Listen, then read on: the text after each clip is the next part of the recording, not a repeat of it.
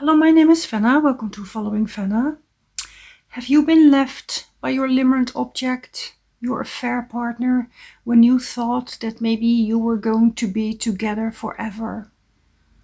You were willing to pay any price, and maybe you did pay a price. Maybe you left your marriage, your family, you lost some friends, maybe you moved, you immigrated, you changed your job.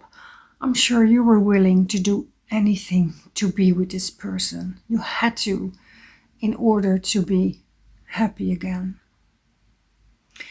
Maybe you are still married and you're grieving in silence because you cannot share this with anyone.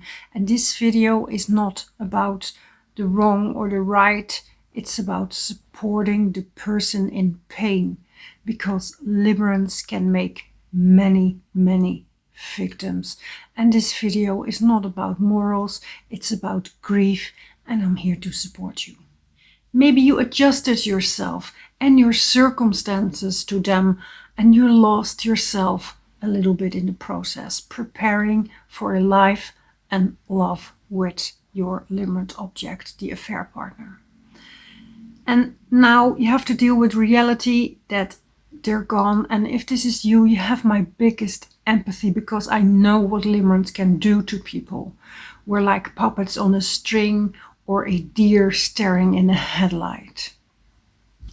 And the person who said they also wanted to be with you and maybe forever now is gone. And the pain you feel from being left, abandoned, that's what it feels like, in the midst of a limerent episode is so painful. Your whole system is in shock. And perhaps you feel silly looking back, giving up so much for them. But in the end, all humans just want to love and want to be loved. And maybe your self-esteem has taken a big hit, but this in fact has nothing to do with you. The statistics were against you from the start. Usually the person sacrificing the most, the limerent, but maybe there was mutual limerence, the person sacrificing the most is the one being left. And only 5% of affairs end up in marriage, and I think 75% of that end up in a divorce a few years later. Now, of course, there are several reasons for that.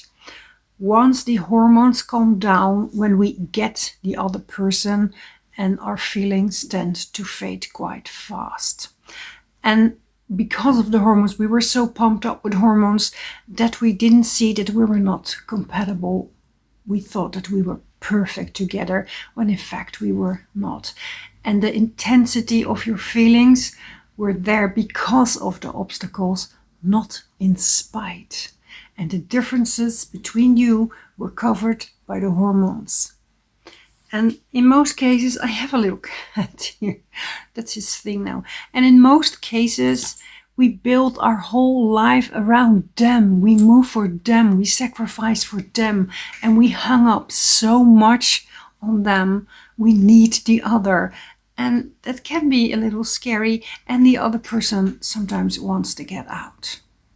And the fact that we use the affair as a shortcut to feel alive and happy, instead of dealing with the things that were going on before we started the affair. So we bring the same coping, or the lack of that, in the affair relationship. Or the fact that limerence plays out in several phases, and they're pretty predictable phases. First we have the glimmer, then we have the infatuation, then we have the crystallization, where we think that this is going to work out, and then we have the deterioration. And I can go on and on and on why this was doomed to begin with and why this never works, but here you are. Maybe feeling guilty and ashamed and alone, and maybe you're going through withdrawal. And maybe you're even not grieving one relationship, but you're grieving two relationships, or you are grieving in silence, and you cannot tell this to anyone, that you completely lost yourself in somebody else. Your affair partner is gone and you're thrown back in reality and dealing with the problems that were there before. So now what? Well, the gray, meaningless emptiness feeling you have about your life is due to the lack of dopamine. It's temporary.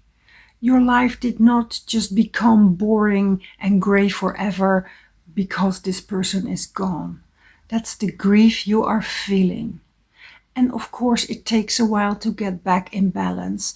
That's how heartbreak works, but you slowly will pick up the pieces of what happened. And grief is a process. It's there to help you. It helps you to detach and it helps you to feel better in the future. And people ask me often, how long will I hurt? Well, you will hurt as long as you grieve. For me, it took me 2 years to get out of the grief. For some people, it's a few months. But you grieve. And if you have to do that in silence, I hope you have at least one person to talk to and know that you're not alone. Because your nervous system doesn't do morals. It just detects that someone important to you is gone and it tries to reconcile. It tries to find the person. Your nervous system wants you to go look for this person. Use a lot of self-compassion.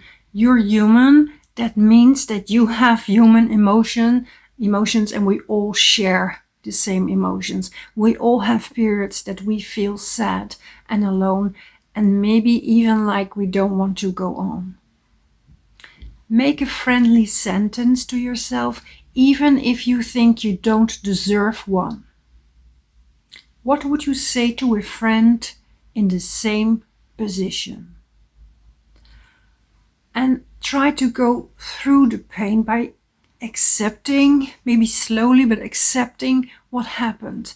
And please stay away from tarot cards and ex-back videos and the law of attraction, since they tend to prolong the limerence.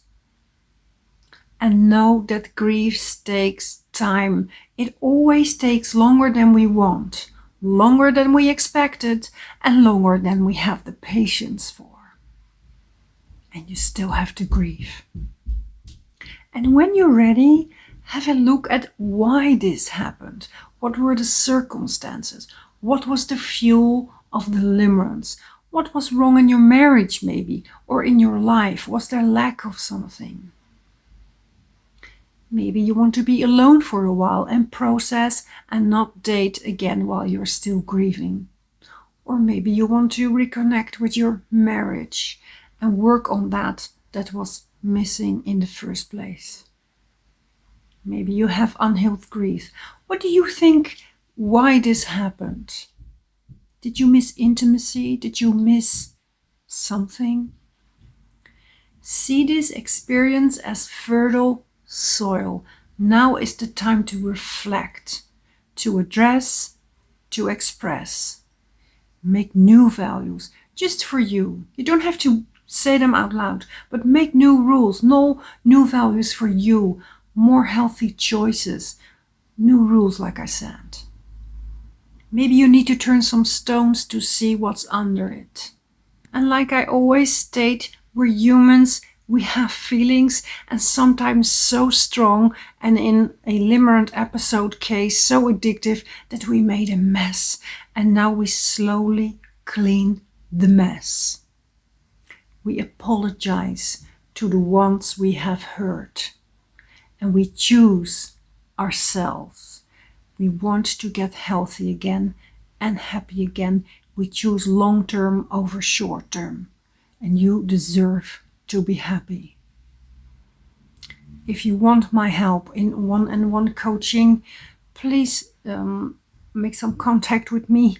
And for now, I want to thank you for watching this video, and I hope to see you in another video. Bye.